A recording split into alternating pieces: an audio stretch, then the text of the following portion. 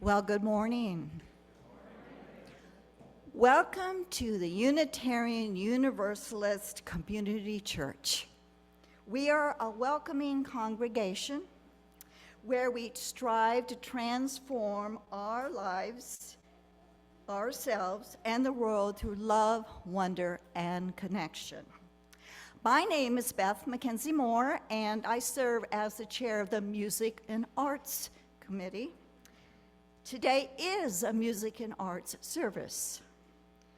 As the choir just sang, take a look and you'll see into your imagination. Whether you are here for the first time or the thousandth time, welcome. Whatever you're facing in your own life, welcome.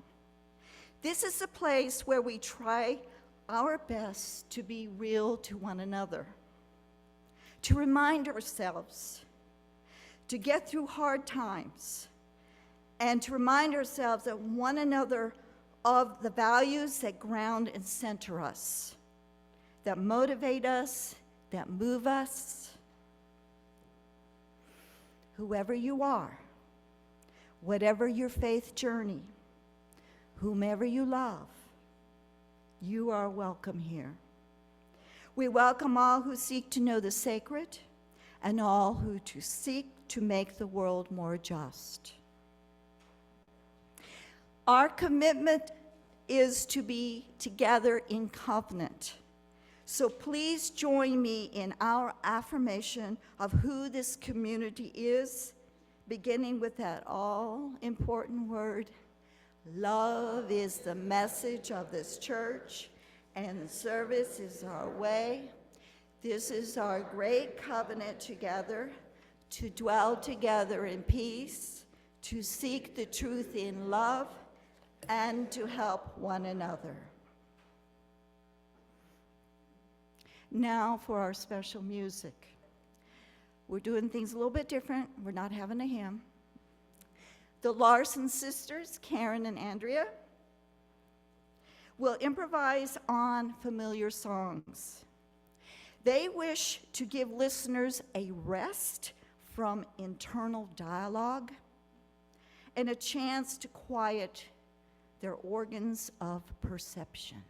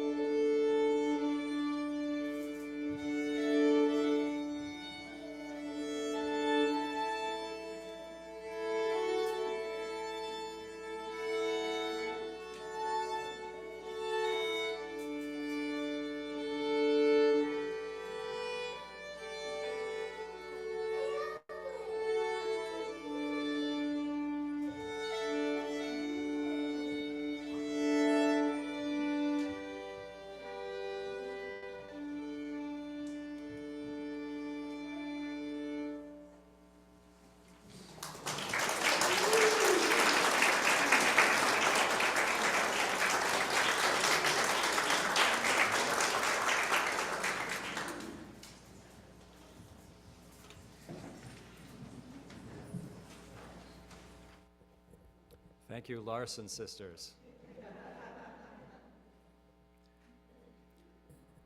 I'm Eric Kraft, and I serve on the nominating committee. I will speak our chalice lighting words as Tristan and Elliot light our chalice.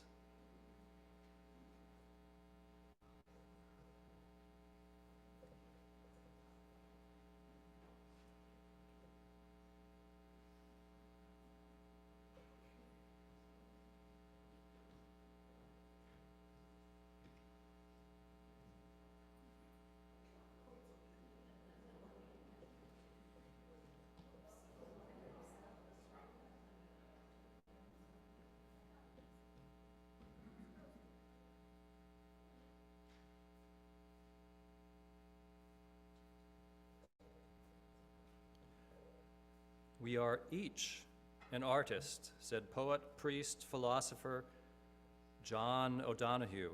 Whether we like it or not, are involved in the construction of the world. Or to extend his thought, we are each the observer, the interpreter, the creator.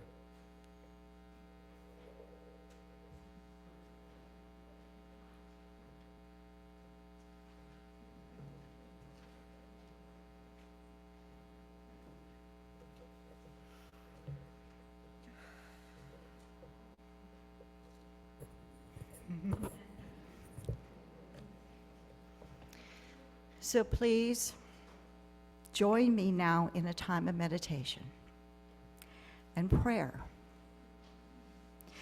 Find a comfortable place for your body. Notice your breathing. Find your center. Take a moment to just be. Allow stillness to settle in. This is a prayer for imagination by Rosemary Trummer. There are no boundaries in me, no limitations, no prisons, places where a line that has been drawn, perhaps by another, perhaps by me. The lines say stop. The lines say don't be curious. They say, make yourself smaller, be smaller. But imagination is a pink eraser that rubs out the lines and smears and disappears them. Sometimes it's more like a tear, a small rip on the known that bids me to look beyond the lines as if peeking behind a curtain. And sometimes the imagination takes a line and bends it, twists it like a clown, like a balloon, until what I thought was a good boundary becomes a bird, becomes a crown, becomes a flower. Or it turns the line perpendicular so that what was dead line becomes a path. I want to listen for voices beyond boundaries.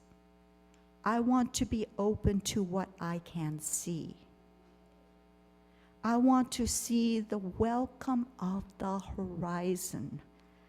And like a bell calling me home, let it lead me.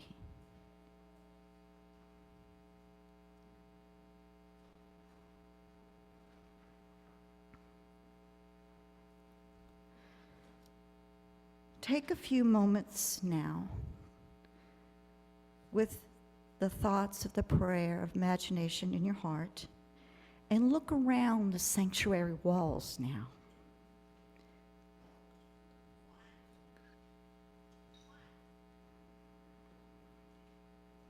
Do you see an art piece that speaks to you?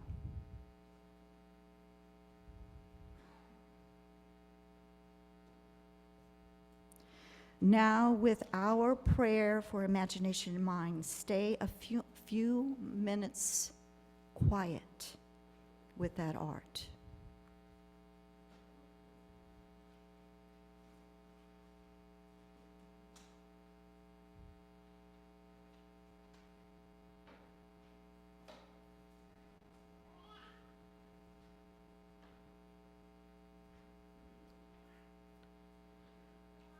Now, very softly, quietly, come back to us.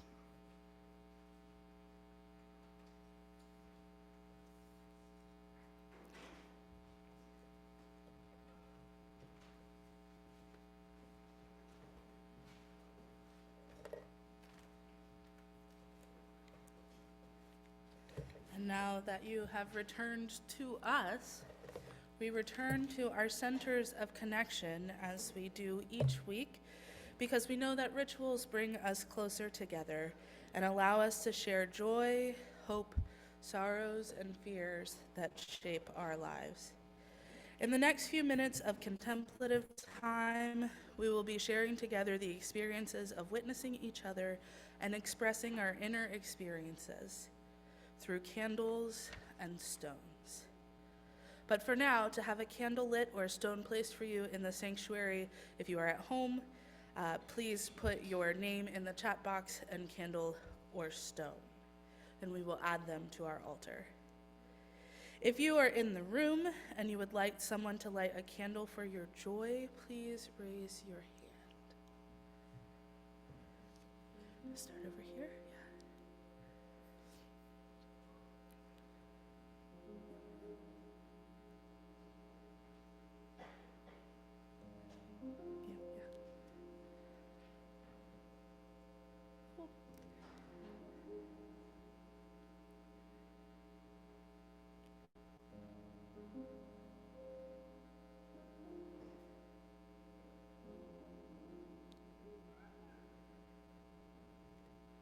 More in this room.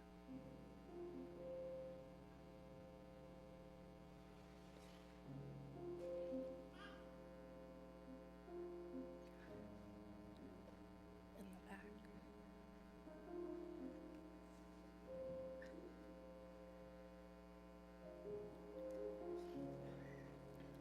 In the way back.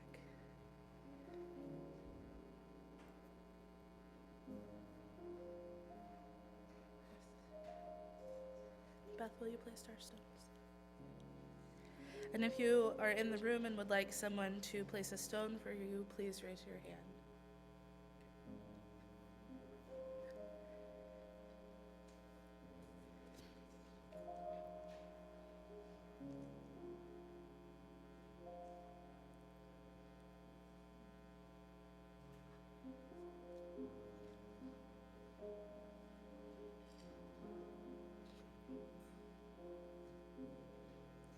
And if you would like to come forward, you may do so now.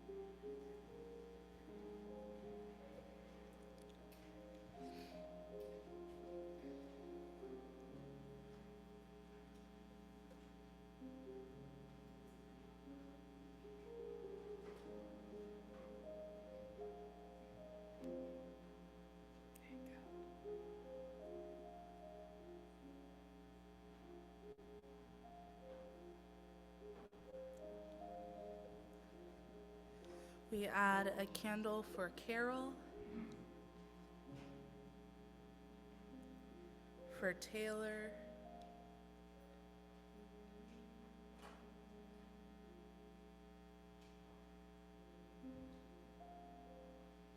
for Melvin, and we add a stone for Carol, a stone for Taylor, and one final candle for all the joys that remain in our heart,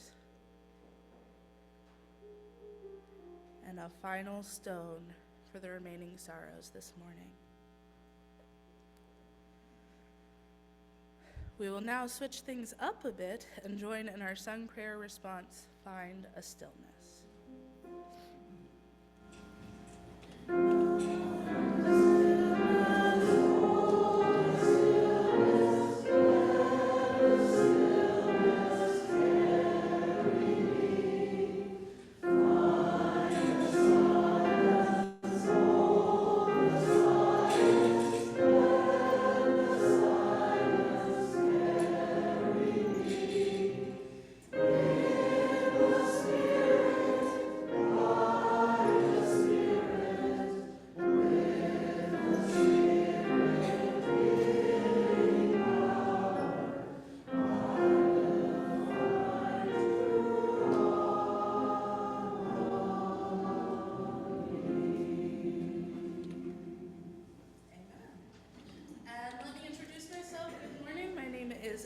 Danuf.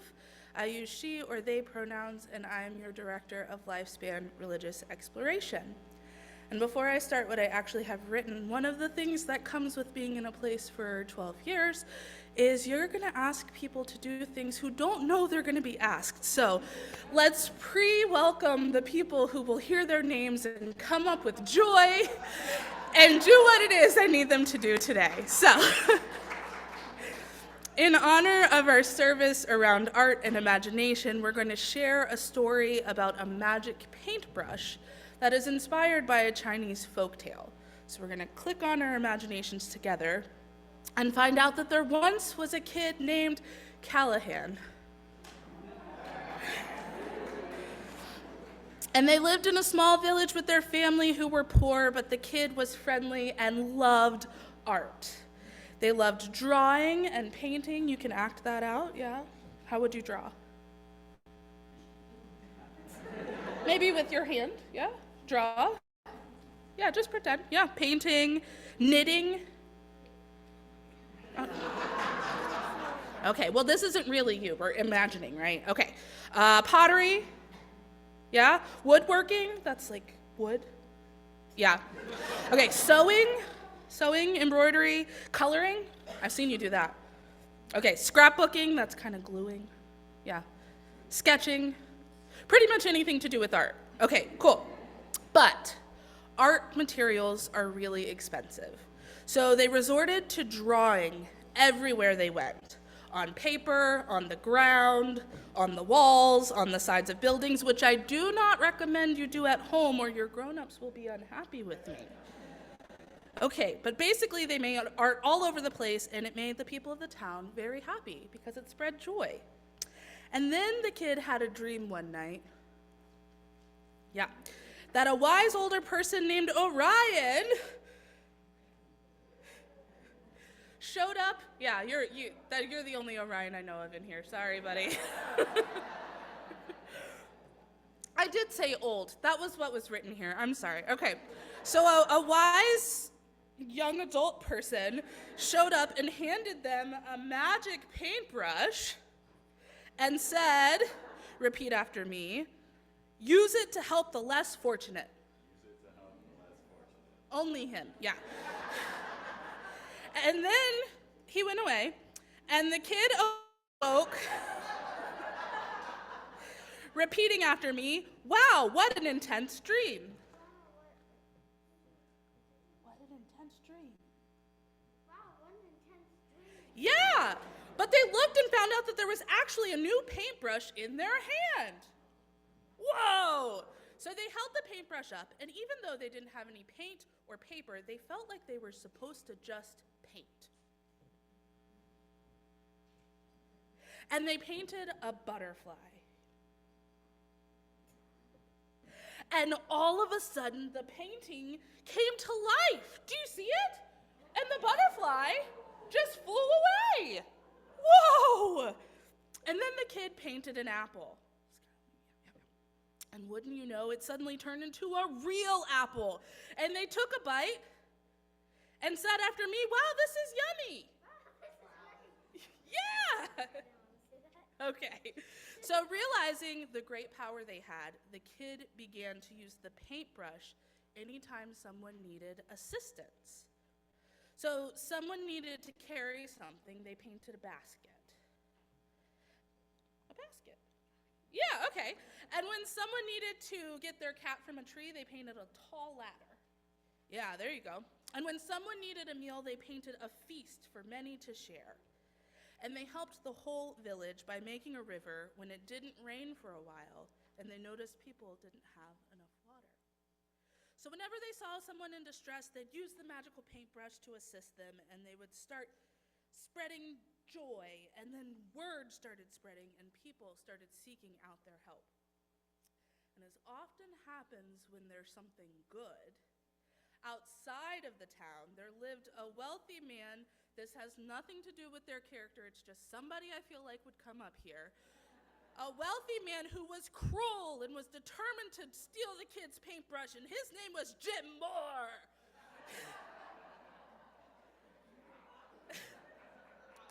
And he needed that paintbrush so he could become even wealthier. So, not yet. He figured by stealing the brush, he could make things that would make him a lot of money. So he set out to get the paintbrush and lock the kid away. And he was overjoyed when he finally got his hands on it. You can gently hand it to him. Yep. Okay. And he brought his pals around to see what he had found. And he painted many pictures. Piles of money, buckets of money, bags full of money, and a pie because he was hungry. But none of them seemed to come alive for him. He was furious because the paintbrush was not working for him, so he sought out Callahan. And he repeated after me, "If you create some drawings for me, and bring them to life, I will set you free." I will more or less set you free. But Callahan did not want to serve the horrible man. They enjoyed helping people, but knew that helping just the rich man would not help anyone. But they had an idea of what the rich man might ask for. So they thought of a solution and slyly asked the mean man, "What would you like me to draw?" And the rich man stated, "I'd like to have a golden mountain where I can get gold." Okay, so she needs a paintbrush now. Yeah. So the kid painted a golden mountain, huge. But all around it, they painted a vast sea, lots of water, making the mountain far, far away in the water and impossible to reach. So the wealthy man grumped, "Make me a boat immediately."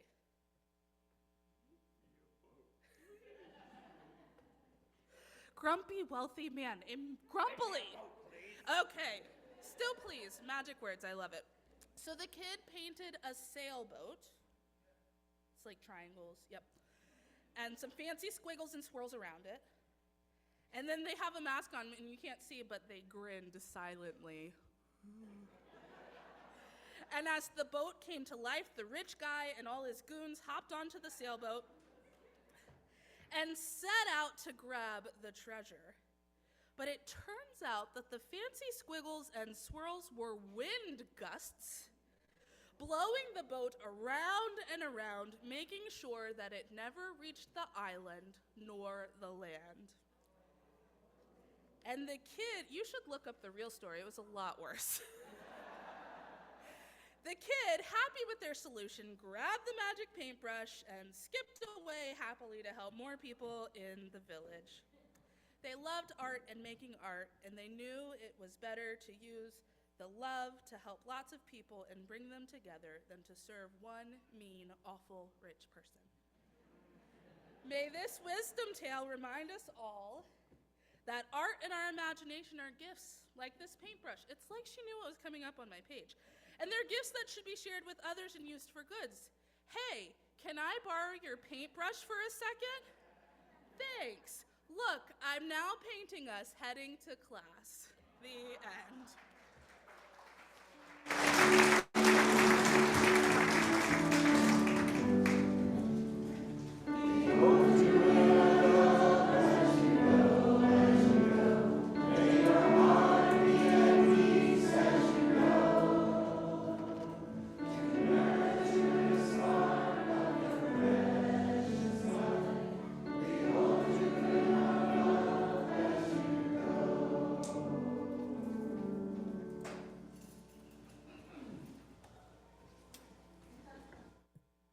Please join me in our offering and acknowledging all the ways we give to this church and this world. We give because this is our church and we value what it does for us, to us, and through us, to our community and our world. May there be an offering to sustain and grow the life and mission of this church inside and outside our walls. May we give in love and in hope.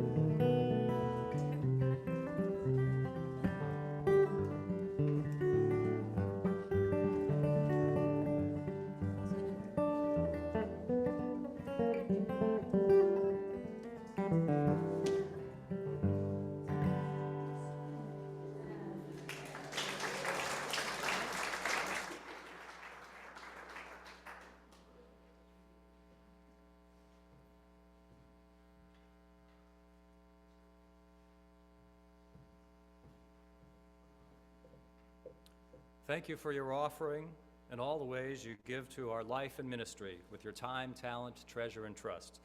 Together, our gifts allow us to expand and strengthen the tapestry of love, wonder, and connection that blesses this church and transforms us and our world.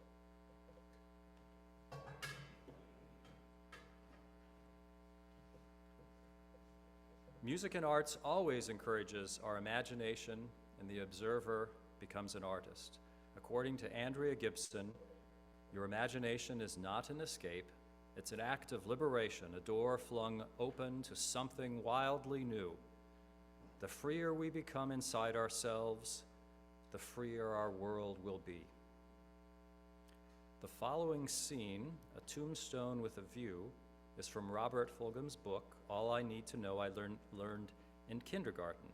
The UUCC players performed this play last October.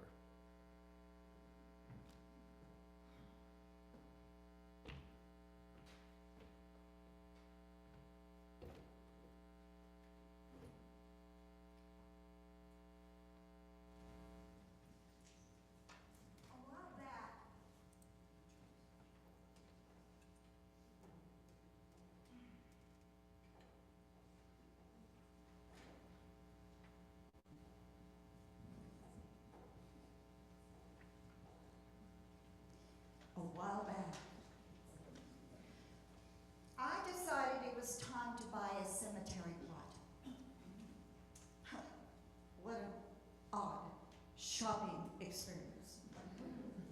Popular wisdom says the three most important things to consider in a real estate decisions are location, location, location.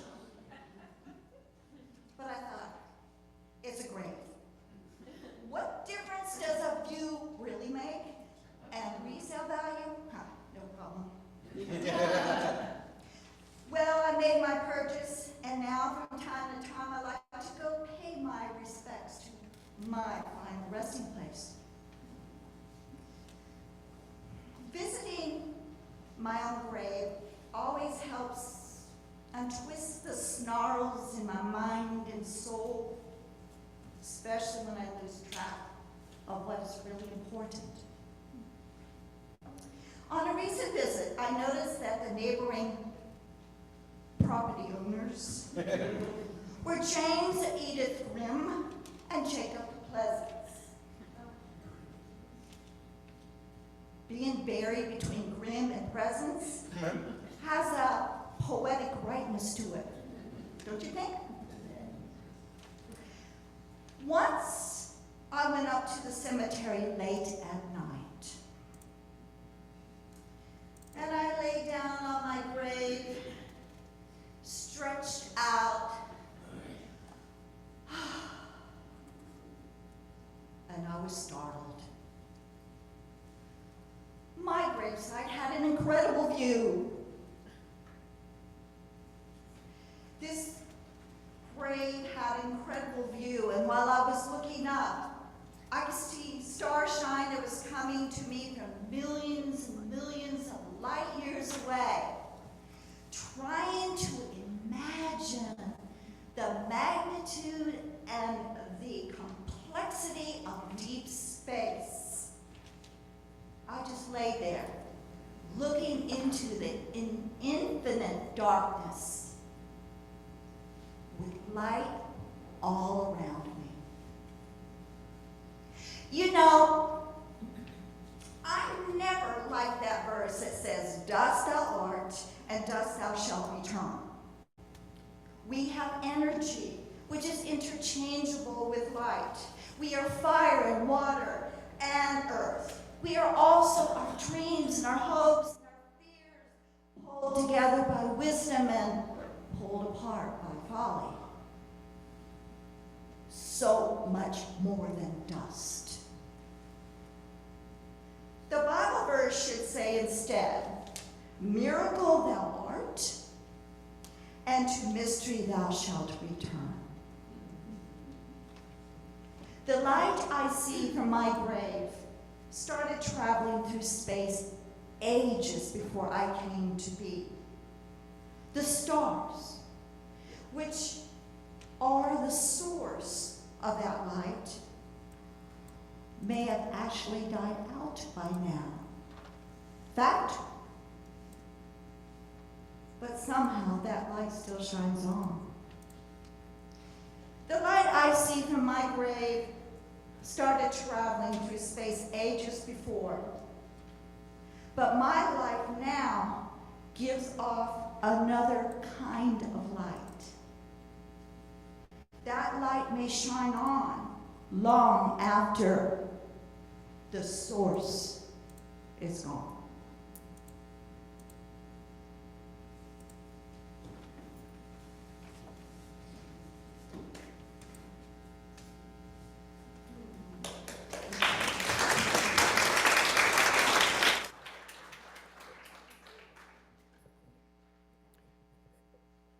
Izzy Kraft will play Liebestraum, or Love Dream, number 3 by Franz Liszt. She notes that it is the third of 3 pieces Liszt wrote to show different kinds of love. This one is about deep, romantic love.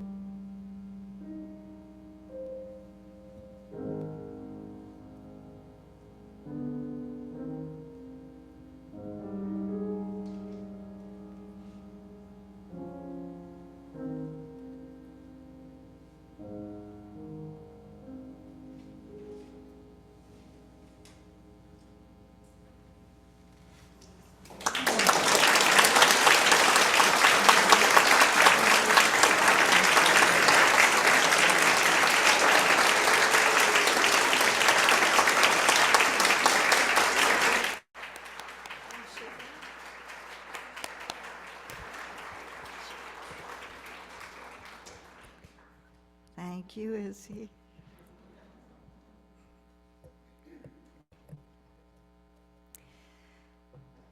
Music and art has long been a place of protest.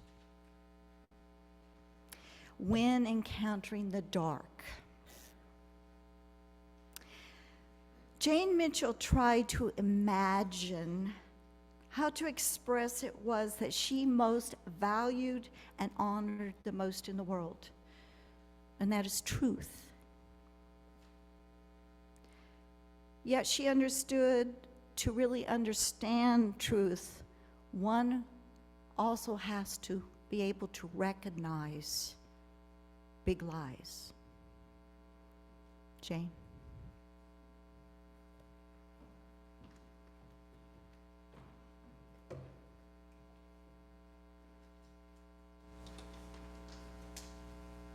I want to imagine a nation that cares about truth.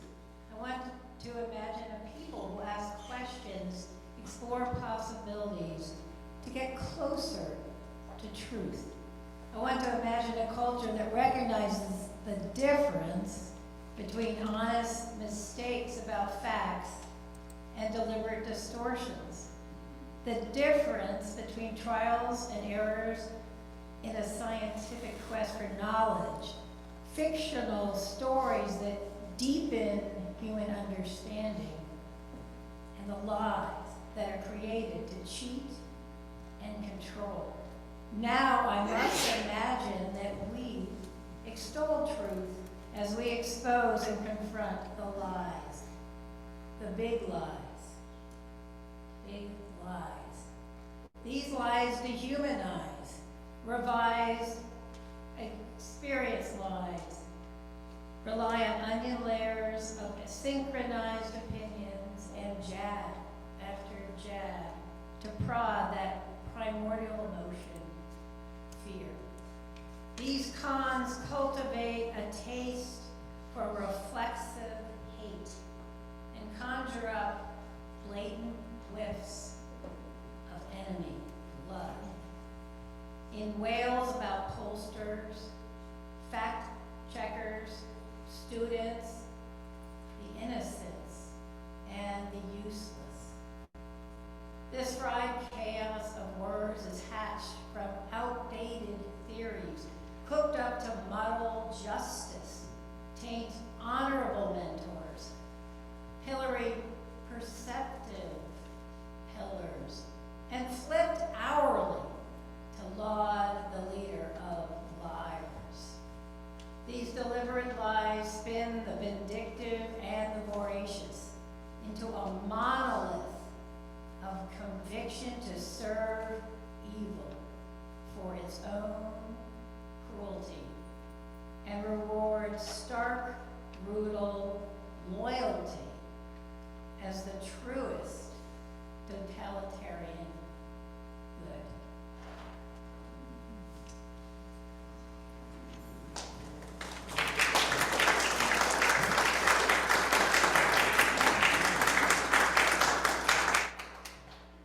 Thank you, Jane.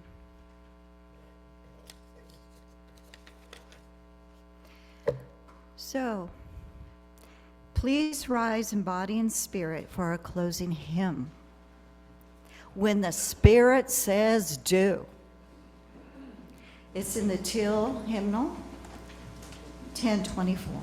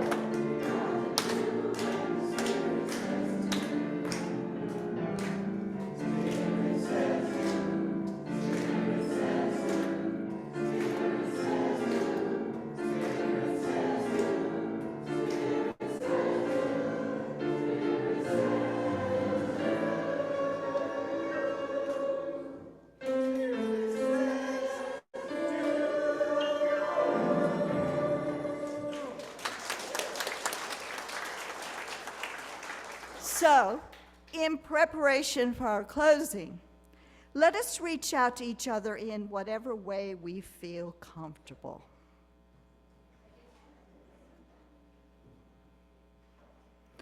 When you go, let your imagination, the artist in you, make you freer so the world can be freer.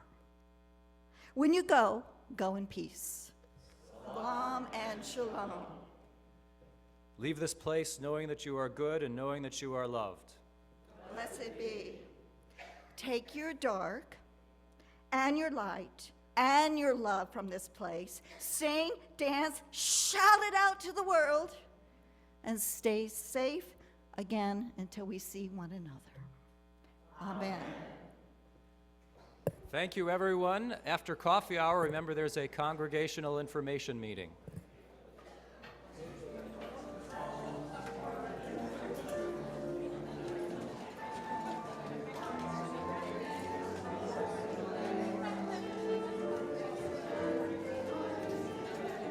The other is a copy of the new bylaws, well, all incorporating all the various changes that are planned. And that's predominantly what's going to be talked about today. Just a quick notice on Sunday, June 8th, we'll be having our annual congregational meeting, at which we will vote upon three things. First is the new slate of leadership for 2025-2026. We will vote to confirm the budget that you have in your hand, and also to confirm the new bylaws that are being presented. Okay, and just to document, we're not going to discuss it today, but the proposed slate is for the board. We have Jason Gard, Sarah Maxwell, Scott Krell, Matt Lindholm. They just gave me the list. I'm reading it. Okay. And there is still one board position we're trying to find somebody to fill. And that, first off the list of people here, will be published in the e-news along with updates for hopefully when they get the additional person. Okay, for finance chair, we have Alex Brooke Parkins. For the nominating committee, we have Lisa Poe, Charlene Conrad, Taylor Giordano, and for shared ministry, we have Gene Smith. So, as I say, that will be published in the e-news, and then we will actually take a formal vote on it on the 8th. Okay, the next thing we have is we're going to talk, basically have presentations and questions. This is basically a Q&A session. So even while the presenters are presenting, please feel free to raise your hand and say, like just now, what did you just say? Okay, first we're going to have Allison Coops she's the board representative for the Finance Committee, and she's going to present the 2025-26 budget.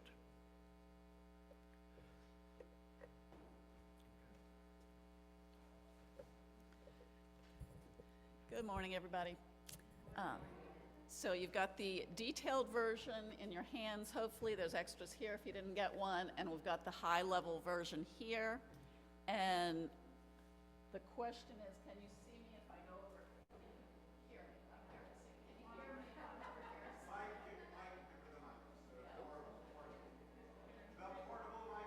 me? Yes, we're getting it.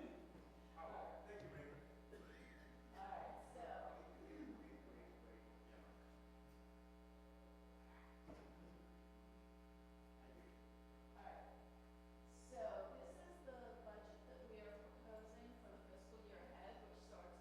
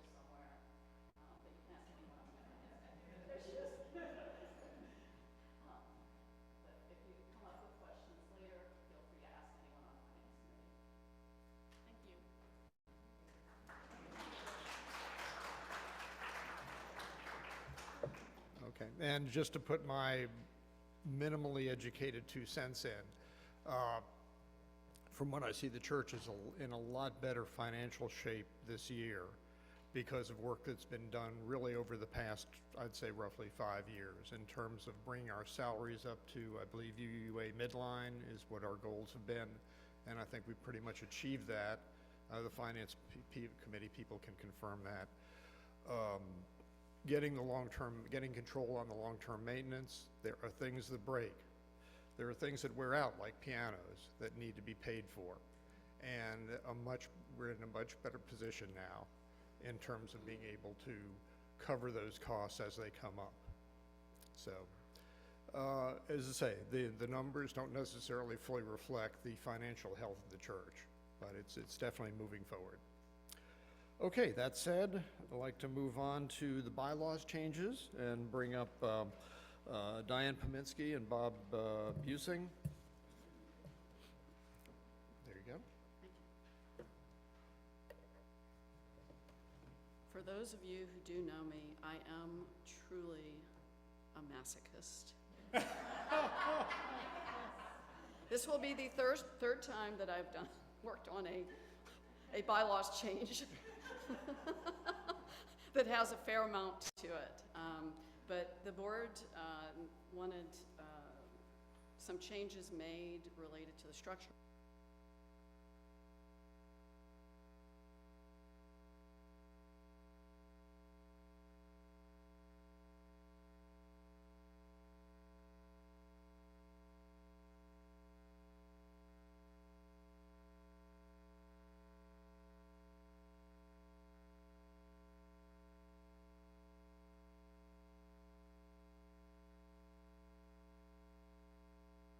This is a federated system, no surprise, given that we're Unitarian Universalists, that we don't wait for the Pope in Beacon Hill to tell us how to do stuff, okay? They provide suggestions, and it's our job to apply our common sense to what they suggest, to recognize that their templates should go through a filter here. Can we afford it? Does it fit our size? You know, all of that, okay? So, and by the way, I love UUA, just so you know. I think the leadership they provided on the gay marriage issue is phenomenal, and we should all be so proud of them for that. But now we're on sort of the business side, and they have suggestions, but we have to do our work here locally to make sure it fits for us.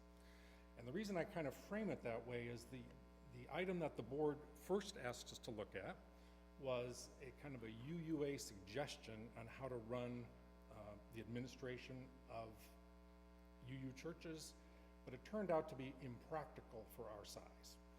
They had, in their template, had an operating council and a leadership council that worked between the board of stewards and the committees, and there are these councils in between. At some large size, a couple thousand members, that might make sense.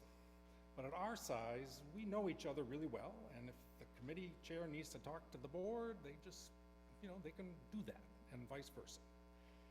And so the board itself determined that this operating council and leadership council were impractical for us, and it's worth pointing out that we need to get people to populate all these committees and and that's just more people for, you know, does it really make sense?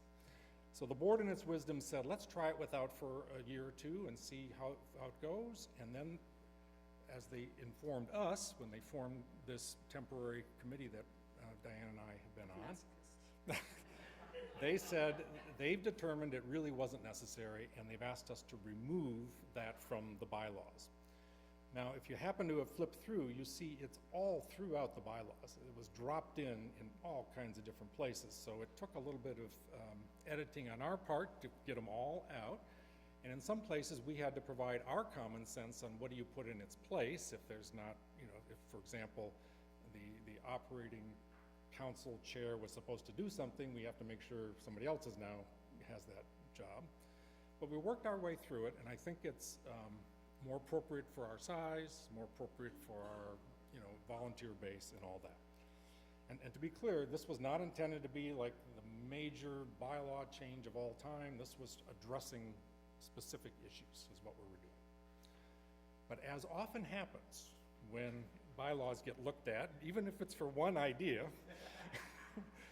there are these while you're at it things, okay?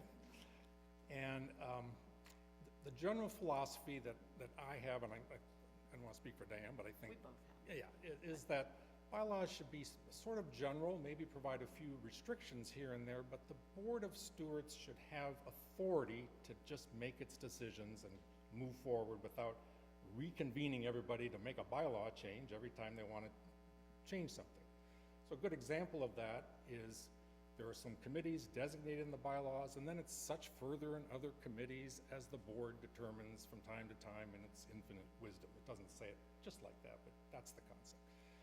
And so the idea is you give your Board of Stewards some authority to operate and to make decisions and move forward. So in the while we were at it category, we had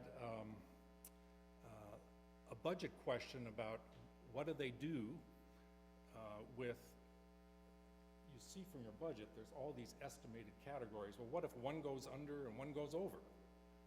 Okay, well, they wanted it more expressly stated that they have the authority within the overall number.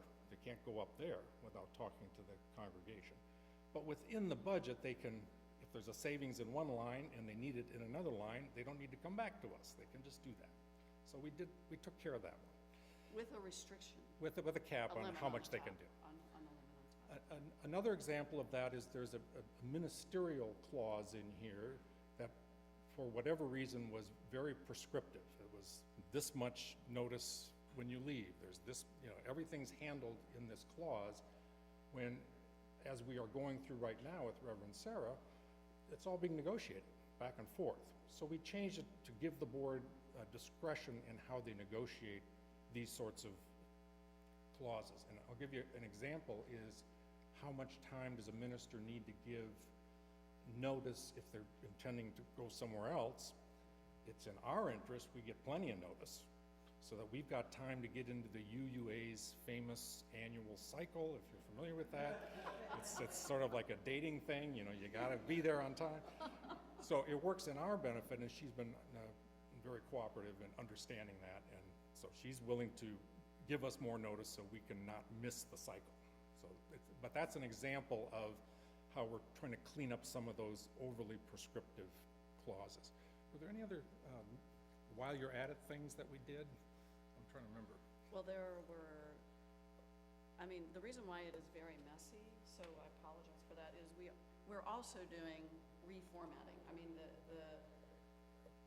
For those of you who've been on the board in the last few years, we changed the bylaws a little bit here and there, and then the numbering doesn't really quite work, so it's been quite messy. So we're trying to fix that, and that might take a couple iterations to get that fully there. And then there was just some language about, in relationship to the operating council removal and leadership council removal, we had to add some language about what the responsibilities would be for now the new at-large candidates, that they have a responsibility for committees to be determined by the board. So we're not making it prescriptive, that this committee reports to this board member, because then every year we would be having this meeting. I think those are the main ones. Oh, I remember another one. Okay. We gave the board the authority to extend the terms of committee people, because for some reason it was originally written that you had to stand down for a year before you could continue on a committee. We gave the board the discretion, with the cooperation of that person who was voluntold to continue on that committee, that they could decide to do that.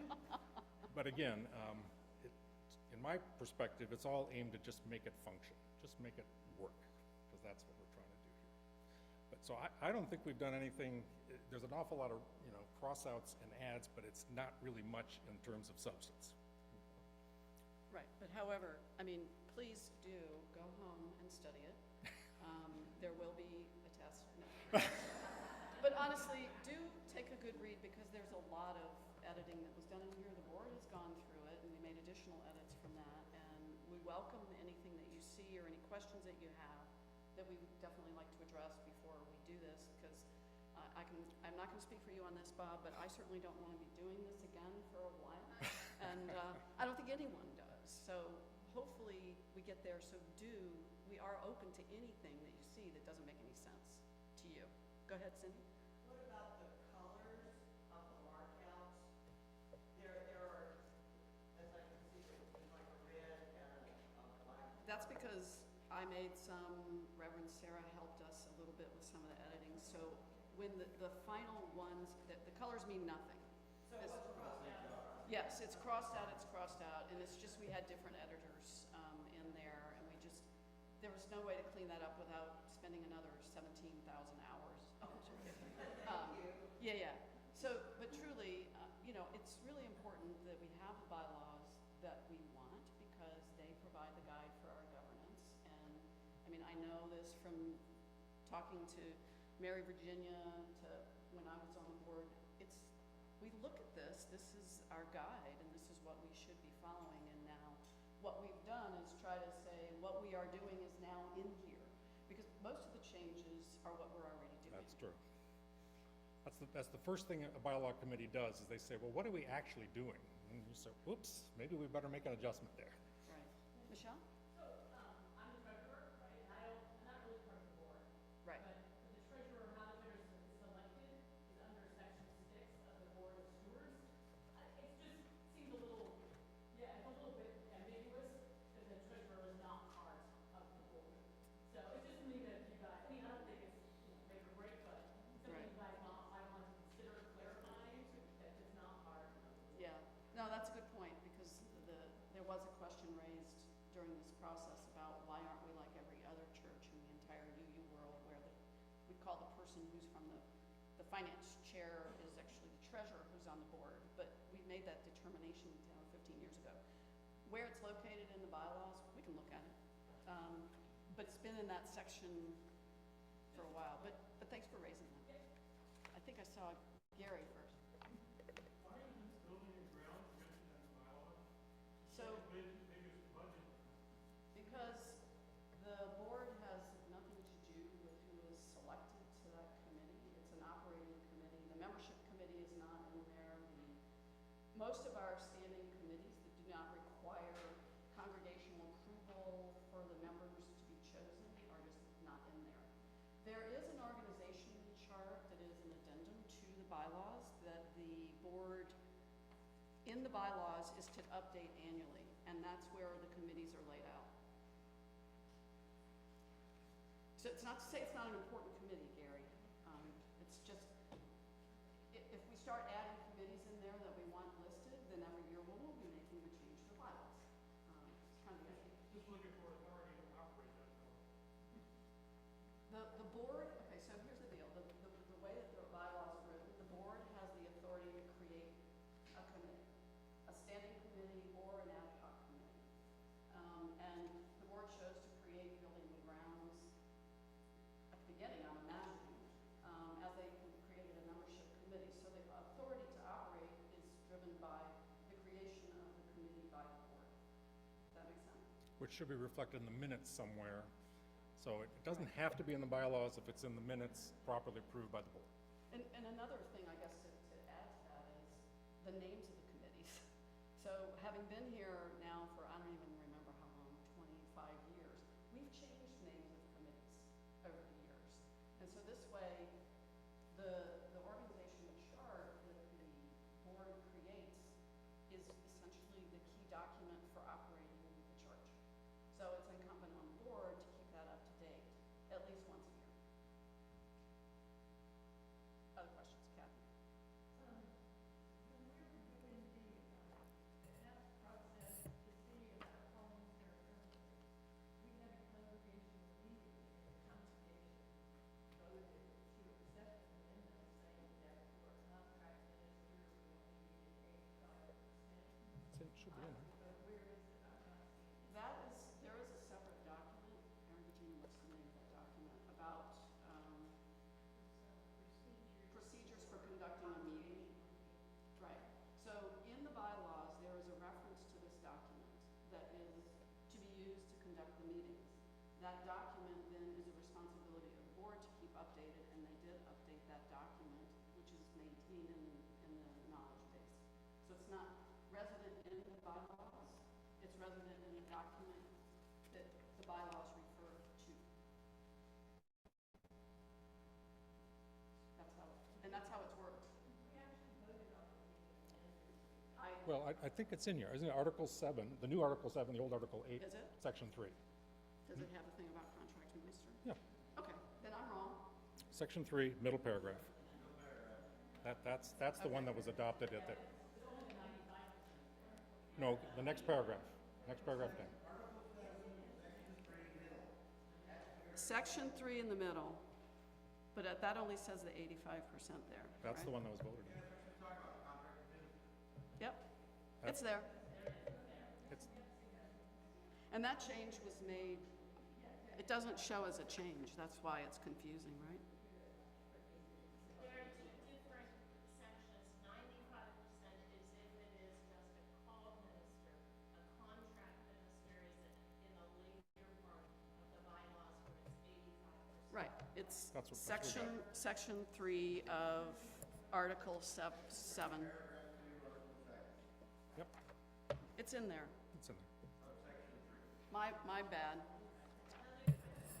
Yes, ma'am. Jane. On congregational meeting day in June, so is this an all or nothing vote? Meaning, is the vote for the congregation to be to accept all of these changes? Or what if I really don't like change number 2, and I really am opposed to that? Does that mean if I vote no to change number 2, the whole thing is no vote? How is the vote going to be conducted? Because I think there are a lot of different changes. yeah, the normal way it would be done is we're proposing it as a package, okay? If you say, I'd like, before we vote on the package, I'd like to remove item X for a separate vote, then everybody says, that's fine, we'll do that. Then we do everything but X, and then you can talk to that issue. But we're, we don't have enough time to do a vote on each one of these.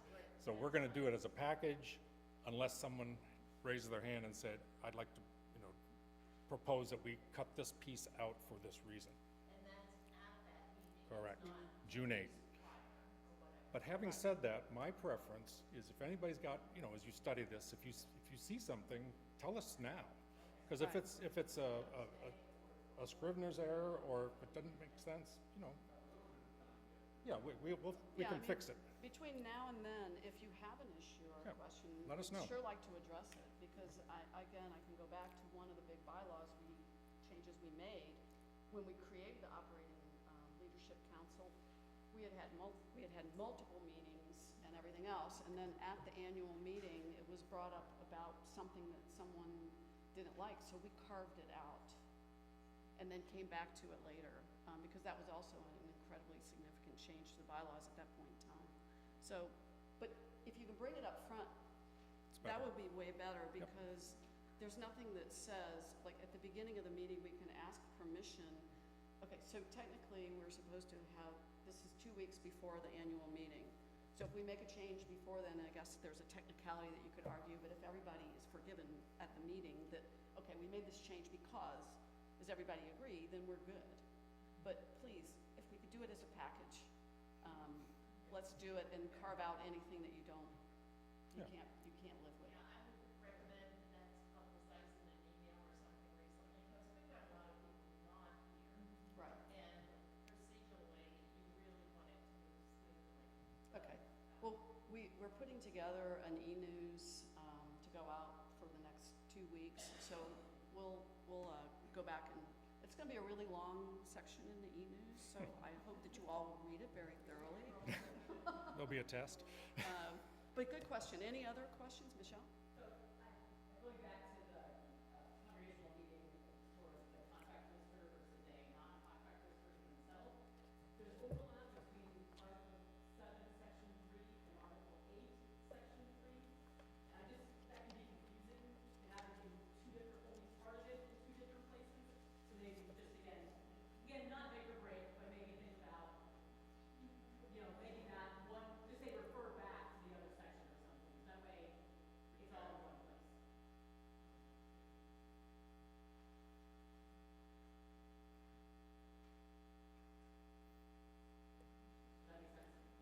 That's from the Department of Redundancy Department.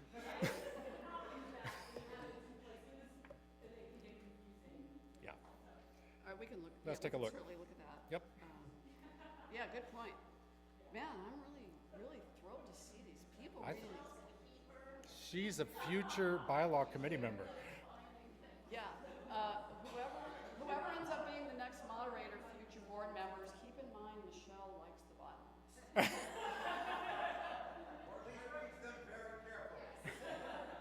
As does Kathy, so. Any other questions or thoughts? Yeah, we'll do that once we, The final. the final product, we'll look at numbering the pages, yeah. Good idea. And again, as you read it, if you have other thoughts, there's, Plenty we of just time. want to get this done. There's plenty of time, and there's no, Bob and I we don't have any thin skin about this. We just want it to be done and something that can be used to go forward, and your input's really important to make it be the document we want it to be. So.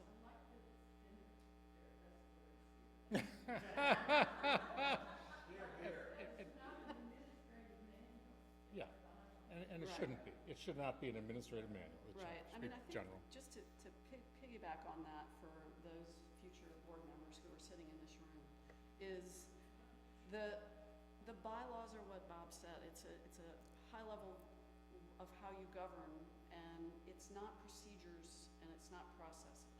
So each committee, the board, should develop its own processes and document them. And we have ways to keep these this is my little soapbox. You know, you don't want to reinvent the wheel. So, like, Cindy White and I are the chair of membership, and we're creating a lot of documents. Maybe the next chairs will read them and go, well, that's crap.